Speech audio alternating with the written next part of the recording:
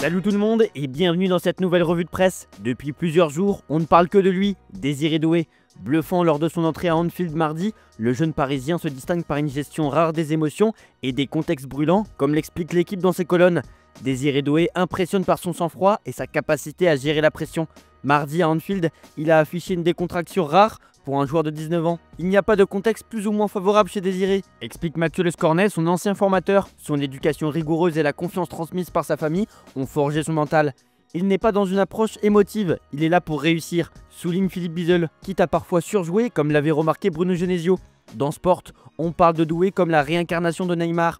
Il était impossible de ne pas penser à Neymar à chaque fois que Désiré Doué touchait un ballon à Anfield. Ses contrôles, les feintes de corps, la manière de démarrer, de conduire le ballon ou de tirer rappelaient la star brésilienne, écrit le journal espagnol. Le jeune talent du PSG s'impose comme l'un des futurs cracks du football mondial. Le Daily Star le met dans son top de la journée. Pour le média, il est devenu une véritable star. Dans l'actu du PSG, Gianluigi Donnarumma s'est bien racheté lors du match retour contre Liverpool. Concernant son avenir, son agent Raiola est clair. Il n'y a aucune rupture avec le club. On prend le temps qu'il faut. On doit faire les choses bien dans l'intérêt du joueur. Mais c'est le seul club où Gianluigi veut signer. On va voir comment ça se termine, mais la priorité, c'est de prolonger à Paris. Dans la Provence, on parle de l'opération séduction pour Adrien Rabiot à la veille du choc contre le PSG. Arrivé en septembre avec l'étiquette d'ancien joueur du PSG, le milieu de terrain a rapidement convaincu les supporters de l'OM. Même si certains n'oublient rien de son passé parisien. On ne sent plus que c'est un Parisien, c'est du pain béni, déclare un supporter. Alors que d'autres attendent d'être convaincus. Quand il marque, je ne ressens pas la même ferveur que pour Luis Enrique, un Højbjerg ou un Mopé. Mais s'il nous fait gagner dimanche, j'achète son maillot. Côté résultat hier, Nice s'est sabordé en concédant l'égalisation dans le temps additionnel contre Auxerre. Le Gym rate l'opportunité de rejoindre l'OM à la deuxième place. On part en Espagne avec un autre joueur qui fait sensation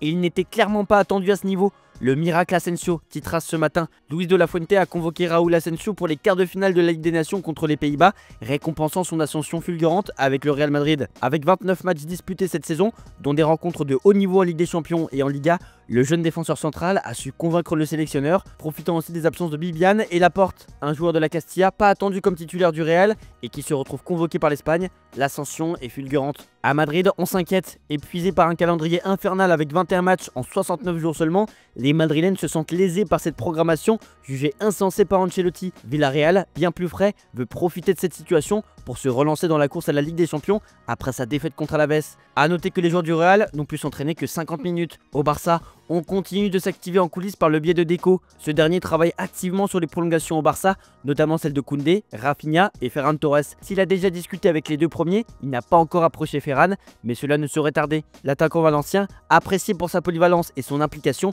souhaite rester, il a déjà fait savoir. Avec 11 buts et 3 passes en 31 matchs, il s'impose comme un atout pour Hansi Flick. Le club veut sécuriser son effectif et éviter les départs libres en 2026-2027. Côté résultat, Las Palmas arrache le nul face à Alaves, 2 buts partout. On part en Italie avec une grosse affiche ce week-end entre le premier et le troisième de Serie A. Et pour lancer ce match, qui de mieux que Bobo Vieri, ancien joueur de l'Atalanta et de l'Inter Milan. Il considère la rencontre comme importante, mais pas décisive pour le Scudetto. Selon lui, une victoire pour l'Atalanta aurait un poids symbolique, mais si l'Inter perd, Inzaghi pourra rebondir rapidement. Vieri admire le jeu de l'Atalanta, notamment l'agressivité, tout en louant l'Inter pour son équipe solide et expérimentée. Enfin, il évoque les performances de joueurs comme Lautaro Martinez, Marcus Thuram et Lookman, tout en soulignant que la victoire dépendra de l'intelligence tactique et de l'approche des deux entraîneurs. À Milan, Sergio Conceição, malgré les rumeurs sur son avenir, reste concentré sur la tâche immédiate, battre Como à domicile.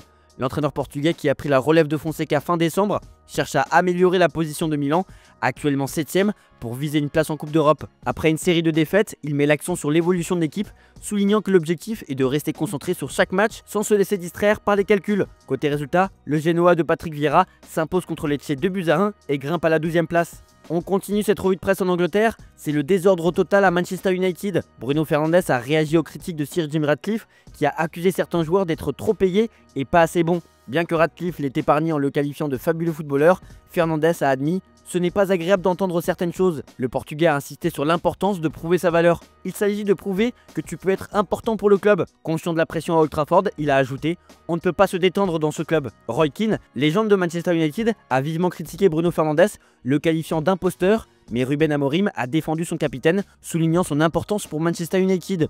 Avec 15 buts et 12 passes décisives cette saison, Fernandes prouve son influence.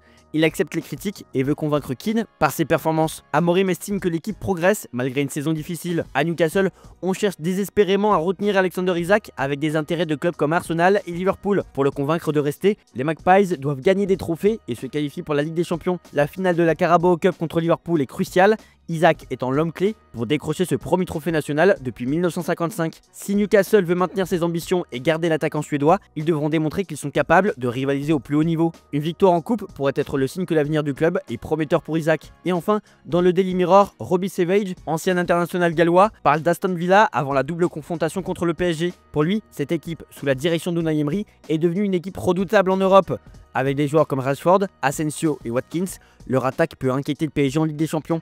Emery, spécialiste des compétitions européennes, a transformé Aston Villa en un prétendant sérieux. Le recrutement intelligent et l'ambiance électrique de Villa Park renforcent leur dynamique. Soutenus par le prince William, les Villains vivent un moment historique. En pleine rumeur de départ alors que la fin de son contrat arrive dans quelques semaines, Virgil van Dijk s'est longuement expliqué sur son avenir à Liverpool. Comme nous l'avons révélé, le défenseur néerlandais a eu une longue discussion avec Nasser Al-Khelaifi et Luis Campos dans les couloirs d'Anfield. Libre de tout contrat à la fin de la saison, le défenseur de Liverpool dispose surtout d'une belle offre transmise par le club saoudien d'Al Hilal qui lui a offert un bail assorti d'un salaire annuel net supérieur à 20 millions d'euros. Face à toutes ces rumeurs, le défenseur central s'est longuement exprimé. Il y a évidemment des conversations qui se déroulent, mais elles sont privées et confidentielles. Il n'y a aucune raison de paniquer, quoi qu'il arrive. Je ne veux pas créer d'anxiété pour le moment, j'ai encore 10 matchs à faire, donc je ne peux pas penser à ce qui va se passer après l'été. Le plus important est que vous deviez rester engagé, et je suis pleinement engagé à Liverpool en ce moment. On termine cette revue de presse en Allemagne. Le Bayern Munich serait toujours intéressé par l'ailier espagnol Nico Williams de l'Athletic Bilbao après sa performance impressionnante lors de l'Euro 2024. Cependant, le club allemand fait face à une contrainte financière avec une politique de réduction des achats tant que des joueurs ne sont pas vendus pour générer des revenus. Williams, sous contrat jusqu'en 2027, possède une clause de sortie d'au moins 60 millions d'euros, une somme que le Bayern n'a pas actuellement. Bien que des ailiers comme Serge Gnabry et Kingsley Coman soient en discussion pour des ventes, le club est ouvert à recruter un nouveau joueur à ce poste. Dans les mauvaises nouvelles, Kim Min-jae sera absent plusieurs semaines en raison de problèmes aux ischio-jambiers. Ces problèmes ne sont pas nouveaux, il se bat contre ça depuis plus de 5 mois. Enfin, parlons d'Alexander Nubel, le gardien de but prêté à Stuttgart jusqu'en 2026. Si je reviens et que j'ai la possibilité d'être le numéro 1 à Munich, je me battrai définitivement pour être le numéro 1, a-t-il annoncé. Manuel Neuer est prévenu. Voilà, c'est tout pour aujourd'hui. Bonne journée à tous. Merci pour votre fidélité. On se retrouve demain pour de nouvelles vidéos sur Foot Mercato.